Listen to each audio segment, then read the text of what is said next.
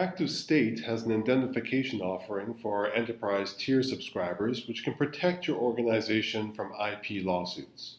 To take advantage of our indemnification offering, you need to create an indemnified build on the ActiveState platform.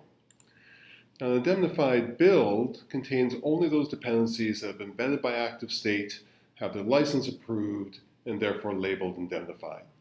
Now you can see here I am already logged into the ActiveState platform and I'm working on a build called the Perl project, which is essentially a Perl 526 build for Linux.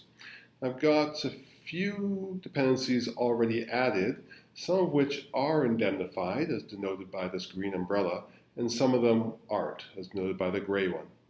Now I can simply do something like change the version and find one that's indemnified. That'll work for a couple of my dependencies, but I know that archive7-zip doesn't have an indemnified version. Now I can ask ActiveState to add archive7-zip to their indemnified list, or I can try and find a substitute.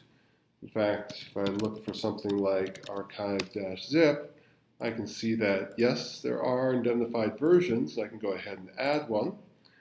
I just need to remove archive7-zip, commit my changes, and I can see that my entire top level dependencies are now indemnified. But not all packages in this runtime are indemnified. There's quite a few down here that I'll have to work with in the same way to make them indemnified as well in order to create a completely indemnified build.